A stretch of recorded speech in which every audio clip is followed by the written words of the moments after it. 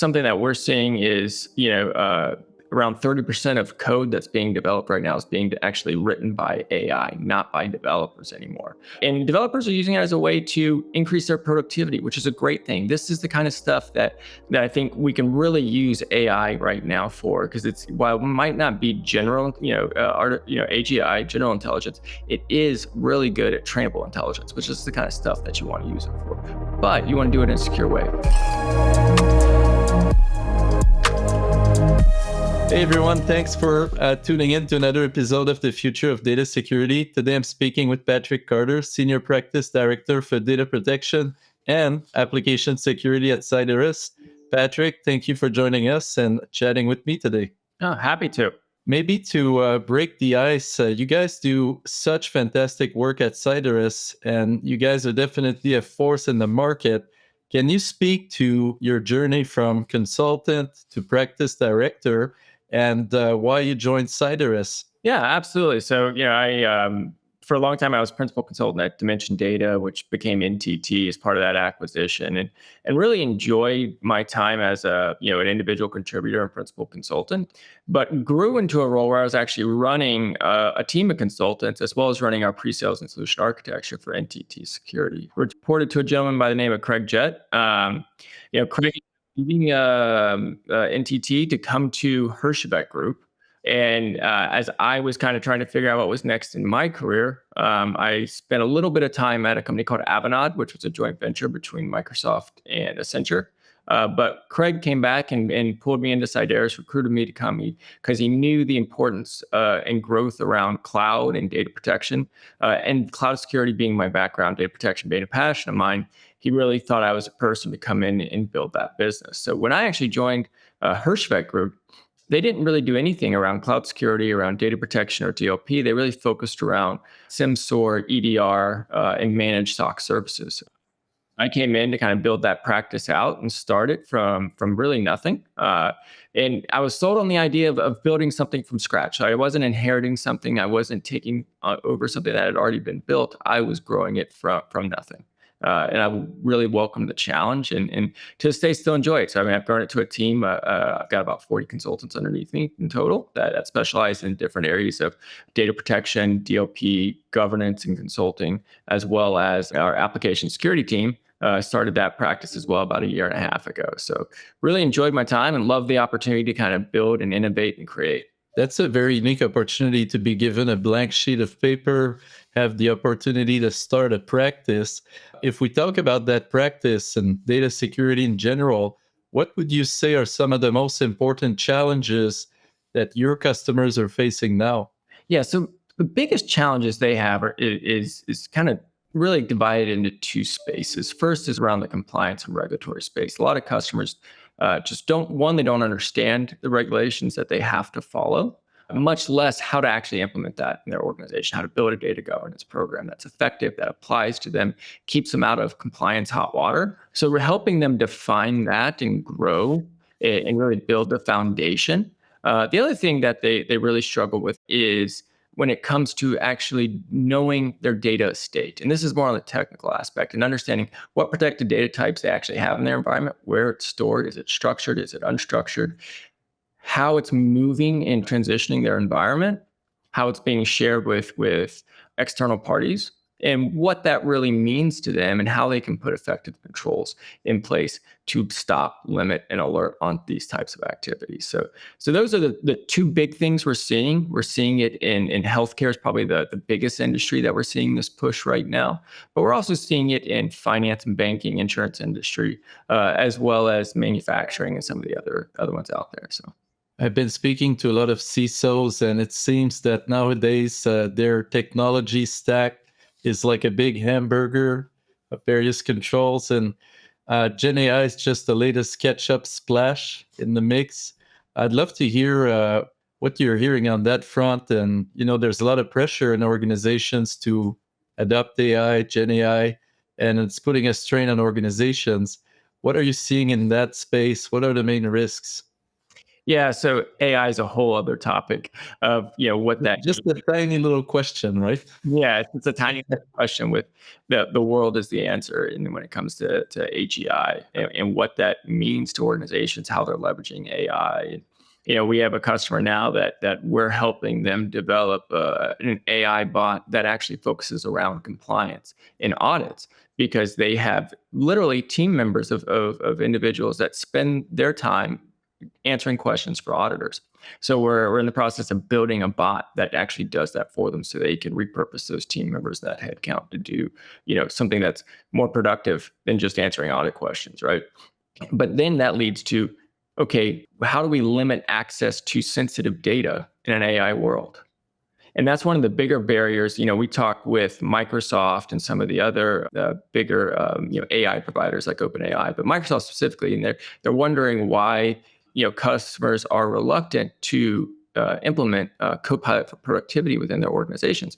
And the number one thing customers are quoting, especially from their CISOs, is we don't know how to protect our data in an AI world. We don't know how to limit access to protected data types, to sensitive data, because we don't understand how to create effective trainable data sets that the AI can point to. We don't know how to limit, to effectively tag data. So to identify what is protected and what is sensitive, tag it effectively, put controls in place to limit AI's ability to search on that data and retrieve it for individuals. So that's some of the things we're seeing, and it's a growing challenge. And as we see more and more of an AI push, we're going to continue to see that. So that's where I think good solid data governance programs are important, and also data tagging really becomes important because if you're not tagging your data, you don't know what it is, you don't know how to protect it. Are you seeing across the board that most organizations want to adopt, but they're having some questions or some impediments tied to security and privacy? Yeah, so I would say most of our customers are looking to adopt AI in some way. I think in a lot of ways it's still a buzzword in the industry. So it's something that it's like what blockchain was 5 years ago. Everybody was saying, "Oh, we're using blockchain," but they really couldn't tell you how they're using it, what they're using it for. And I think AI is in that state right now where a lot of CIOs, CTOs, and CISOs want to use it, want to see how they can use it to increase productivity, to help facilitate different functionalities, enable their team members to do more with less. But they don't know how. They need help defining that, and that's where I think Microsoft, OpenAI, Google with Gemini can really kind of help our clients define that. But from a CISO's perspective, it's like, how do we actually do this in a secure and effective way? And that's where you have to have tools in place from a security solution standpoint that map well to these AI solutions that are coming out. Do you have any particular thoughts on shadow AI? Because I speak to a lot of people that are sort of concerned that they're taking a bit more time and they don't want a situation where employees are using AI in their daily lives, and when they show up to work it's a medieval Yeah. type of setup. Any thoughts on that, and how to address or think about Yeah. that? So shadow AI is a huge concern right now within all of our customers, mainly around users coming in and employees using it in ways that are not approved by the enterprise, that are not monitored by the enterprise. So something we're doing from our managed services team is actually building threat detection content that can identify shadow AI being used based on user behavior analytics, network behavior analytics, and compute analytics. And that allows us to identify, okay, who's using AI in an unimproved way. We can alert on that and then work with the client to take effective action on that employee to either block them from using it, have that conversation around it. The thing with shadow AI right now is employees that use it can now, one, they have access to tons of privileged information within their environment. And if you're using that as your data set for your large language model, your LLMs, they're able to retrieve that sensitive data that maybe that employee shouldn't have access to. The other thing is you have a blend of what's going on in that employee's personal life with BYOD, for example. If they're using a AI agent on their cell phone that's BYOD, that has access both to your sensitive data from a corporate standpoint, but also that individual's personal data, their banking information, their photos, their notes, their whatever, right? You have that now blending in and can create some pretty significant security risks that you need to be able to to be aware of and monitor. We talk to this in terms of insider risk and understanding insider risk. And shadow AI really increases that exposure of insider risk. It's so true. And I asked my team a couple weeks ago to get me statistics on what's the percentage of users out there that are using free plans on OpenAI and Anthropic. Turns out it's around 60%. It is. And It is. then there's 10% of the queries, the prompts that include some form of sensitive data. So that's a big number. It's pretty scary. Yeah, absolutely. I mean, and something that we're seeing is, around 30% of code that's being developed right now is being actually written by AI, not by developers anymore. And developers are using it as a way to increase their productivity, which is a great thing. This is the kind of stuff that I think we can really use AI right now for, because it's, while it might not be general, AGI, general intelligence, it is really good at trainable intelligence, which is the kind of stuff that you want to use it for. But you want to do it in a secure way. My team, for example, we use AI to help us develop our different scripts and different code, but we're doing it in a secure way. We're also testing that code before it's deployed. We're using tools like Veracode or Checkmarks or Sneak to look at that code, make sure there's not any known vulnerabilities in it. If it's an obscure, like maybe old code that we need to do a manual code review, we will. And my application security team is making sure that as we do this, we're doing it in a secure way. And that's what we have to educate our clients on, is it's going to happen. Users are going to adopt it. It's adopted in a secure way. It's actually a great thing, but you got to be doing that. You got to make sure it's secure. You got to make sure you're actually using trainable data sets that these users are authorized to do, that there's not privileged information in, and then that you're checking its work, because it's not a silver bullet. It's not flaw proof yet. Absolutely. And that segues very nicely into something I was really eager to ask you, which is the evolution of service delivery.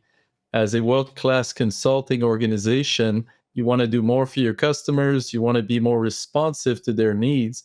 So AI is obviously a fantastical tool.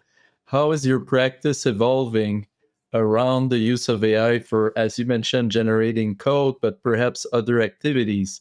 Yeah. Can you share some thoughts on that? Absolutely. So, one of the services my team delivers to our clients is our managed DLP services. So, clients that maybe don't want to operate a DLP, data protection solution, we come in and we do fully, end-to-end management. And what we've done already is, from an AI perspective, is we leverage both Microsoft Copilot as well as OpenAI to farm through the different data protection alerts and logs to look for correlations. And we're actually piloting a version of this where our level 1 data analyst is a full AI agent that we've developed on the back end.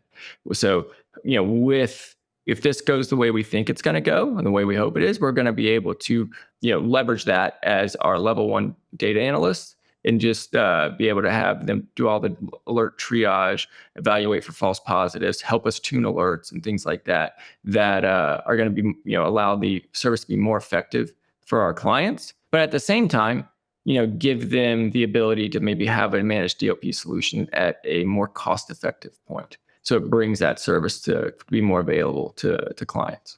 I've been reading and I hear from many investors, in particular in the SaaS space, which is what we're in at our company. And there's a lot of talks about companies evolving from a software company to more like a vertically integrated generative AI or agentic AI company that provides highly specialized AI agents in a particular area. Is there similar thinking in the world of services, managed services on your side? Can you share some insights on that evolution? Absolutely. And we are seeing some of that, with specific functions and roles that you can absolutely use, and again, that buzzword agentic AI solution, right? Where you have a very trained bot that can do specific tasks. The thing is the world we're in is incredibly complex right now. And especially if we look at solution sprawl with most of our customers that have, somewhere in the neighborhood of 80 to 120 security solutions deployed within their environment. That's typically the average we see. Getting AI to the point that it understands everything that it's ingesting with, an acceptable margin of error, which, by the way, for us is less than 1%, is a challenge. So we see right now in today's space that we're able to use it for specific functions, and we're doing that. I think we're doing that with a high level of success. But we also see, if you look at where AI was 18 months ago versus where it is today, huge leaps forward. And we think we're going to continue to compound that. I mean, I know DeepSeek just got the big announcement. DeepSeek week before last was huge disruption, and we're going to continue to see more disruption with new and cooler language models that are coming out that are more accurate, that can be truly agentic. And I think as we see that, we're going to change the way and continuously have to change and pivot the way we use AI within our organization to, one, be more effective service provider for our customers, but also to remain competitive. What's your framework as you approach these clients of yours that have complex organizations? They're facing these major changes in technologies. There's a lot of possibilities. How do you translate all this complexity from a data security, data privacy, cloud security architecture into business decisions? Do you have a framework or some tips you can share there? Yeah. So, I mean, one, every client's different. And a good consultant knows that and knows how to adjust their delivery model in order to meet that client. So, my background is SABSA. So, in using the SABSA framework to help deliver these kind of messages and help make business decisions based off of security outcomes and security data. The other thing I think that's really speaking to a lot of CISOs right now is the understanding of risk and quantitative risk analysis. So something that my team does is we do risk analysis using the FAIR risk model, which is a way to quantify risks that are within your environment and let CISOs really know the financial impact of each of these risks and the likelihood of them occurring. And that helps them, again, make investment decisions based on real data, not just something that a security professional feels, right? We're able to put real numbers and real data behind what we're saying. And I think that really helps drive business decisions, especially when industries like finance and banking. Same with healthcare.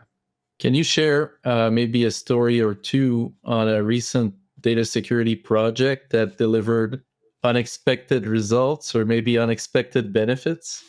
I can, yeah, kind of change up a little bit of detail because I don't want to identify the customer. I don't want to talk to them without, I don't want to speak to them without their permission, obviously. But that being said, I know that I have a great relationship with their CISO, so I have no problem reaching out to him and saying, hey, maybe we can come back on and talk to the specifics and talk to the details of how it came about. But it's a healthcare organization, and they were leveraging Epic for bulk of their patient clinic operations, which is it's the largest healthcare software company out there. So not surprising, right? We were going through where they really needed help defining and identifying PII and PHI within Epic, and then putting controls in place in order to protect patient data. So as we're going through and working with Microsoft was the solution that we were leveraging for the bulk of this DLP work. As we're going through, we're putting data tagging in place, we're putting this solution in place. We identified actually that there was an individual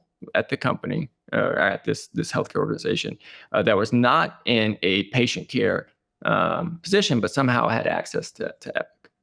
And they were actually doing bulk downloads of patient data and selling them. So we were able to identify, by putting the solution in place and walking the client through, within 4 hours of us having the solution turned on and monitoring, we identified this type of behavior, and we looked at it pretty closely for 2 days, and we're able to say, okay, this is definitely shouldn't be happening. Someone's definitely doing something they shouldn't. We were able to identify the user based on their login credentials, and they were able to take not just employment action, but there's actually a legal case going in on this now as well. So that was kind of an unexpected outcome you never want to see, but at the same time, I think it reaffirmed to the client of the importance of having data protection and data governance within their environment. Yeah, I knew there was a story out there. Patrick, thinking about your journey, because you started from a blank sheet of paper, stood up a brand new practice. This is a very difficult thing to do. And one of the key aspects of success is talent, having the right people around you. Can you speak to how you went about doing that? How do you think about talent, recruiting, retention, and forming a high performance team around you to serve your clients? That's the hardest part of the job, honestly. I always talk People ask me what's the most difficult part, and it's hiring people. And I tend to move quickly. I have I have high expectations of my individuals, my employees, and so identifying people that can operate in that type of high pressure environment that are good with I don't want to say chaos, but needing the ability to work fast and work with multiple clients at a given time, understand different industries, understand the priorities that CISOs may have, and then being able to put them in the position to succeed is the biggest challenge. We have an internal recruiting team here. I think that does a great job. But I still heavily rely on referrals, oddly enough. And luckily, I've been in the industry quite a while, and I know people, across the industry. So usually, I always want to have a reference, and that will typically tell me if this individual is going to be able to be successful at Cyderes or not. The other thing I like to do is really test them, especially with my app team. We'll actually put them through a lab test to see because I think a lot of people can write a good resume, they can fake a good interview, but when you really put them in that lab environment and say, "Hey, go do this," I think it helps. The other thing is asking procedural type questions. So I get that with as diverse as the technology landscape is now, and what we're expecting everyone to know, myself included, that it's really impossible for you to have all that knowledge in your head at any given time. But if you understand, okay, how do I go look this up? And you understand you have good methodology, good procedural background, that's also going to lead and help you be successful. I was horrified last year to learn that some systems with GenAI in the loop allow people taking interviews to record the screen and provide active advice, which is really making the whole process, as it was originally designed, disingenuous. Absolutely. It makes it tough. But but then again, references. I love, if I'll look at their resume and be like, oh, they worked here. You know what? I know somebody that worked there. Let me make a phone call. And just, it's a smaller industry than you think, especially when you get to the higher level consultants. You usually know somebody that knew them or know somebody that knows somebody that knows them type thing. And you can usually, get down to references. The other thing is I always require applicants to provide 3 references. Now, they always provide 3 people that are going to speak highly of them, but it still gives you a good gauge. It's a small world out there. As we look to 2025, what would you say is a top prediction or maybe the most critical challenge organizations will need to take into account in their data security? I think we've already talked on it with shadow AI. I think that's going to be the biggest challenge that organizations are going to face because whether security teams want it or not, AI is here to stay. Users are going to adopt it and they're going to have to react. So I think, protecting themselves effectively against shadow AI is going to be the biggest challenge that they have with data security in 2025. Last question. If you were to give advice to a newcomer or maybe even a younger version of yourself, having gone through so much, what would be your top lessons over the years? Follow through. If you say something, if you commit to something, you do it. Follow through. So many, I run into so many individuals in the professional world that just lack that ability to say what they do and to do what they say. And if you can do that, and you can be honest with yourself and honest with your employer, and you can follow through on what you say, you're going to be successful. Deeds, not words. Unfortunately, that's all the time we have for today. Before we wrap up, if people want to follow along with you and your work, what's the best place for them to go? LinkedIn's probably the best place to track. It's where I keep all my update with everything that my team's doing. We typically publish monthly data protection and application security articles that me and my team write. Please follow us there. You can also follow Cyderes' page as a whole. They tend to also repost everything we do. Fantastic, Patrick. Thank you again. And let's keep in touch. Absolutely. It's great meeting you. Great time.